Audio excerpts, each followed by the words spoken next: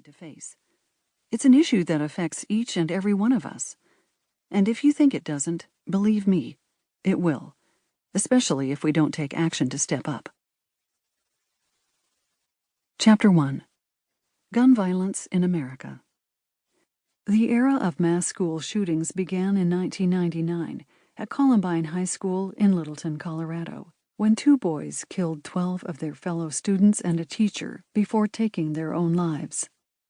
Columbine wasn't the first high school mass shooting, but at that point, it was the worst in American history, and it started a trend. Many other mass shootings followed Columbine.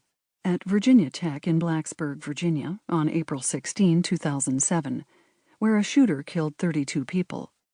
At Sandy Hook Elementary School in Newtown, Connecticut, on December 14, 2012, where a shooter killed 26 people. At Parkland on February 14, 2018, where a shooter killed 17 people. At Santa Fe High School in Santa Fe, Texas, on May 18, 2018, where a shooter killed 10 people. The list goes on.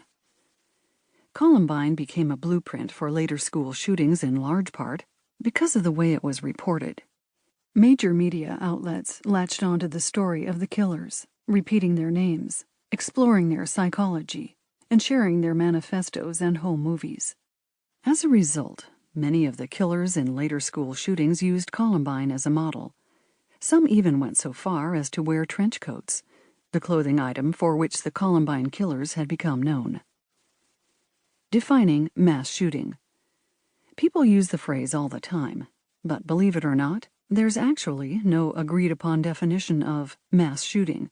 For years, the FBI has defined the term to mean 4 or more people killed by guns in close geographical proximity to one another.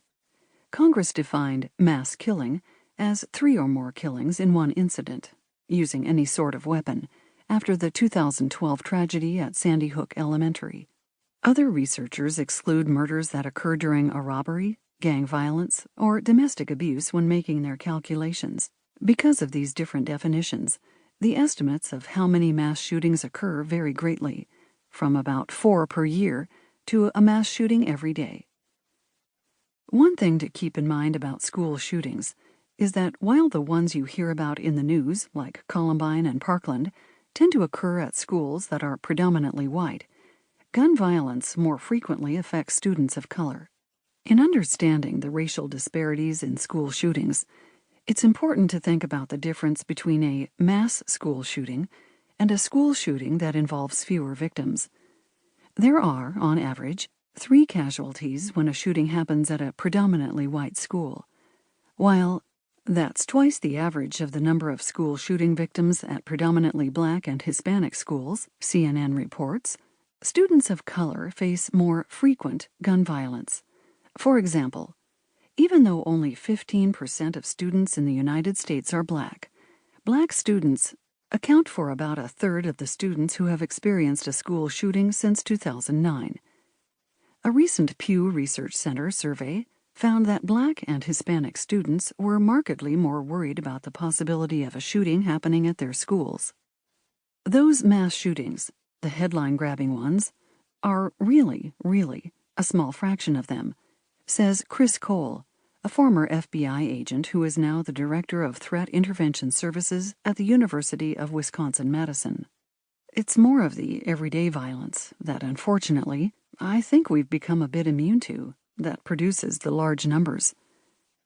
In some ways, New York Times reporter Dana Goldstein writes, the panic and dark legacy of Columbine brought to suburban and rural schools some of the fears and pressure that urban students of color had already been living under. The fear of school shootings means that students practice lockdown drills, pass through metal detectors, and wear clear backpacks.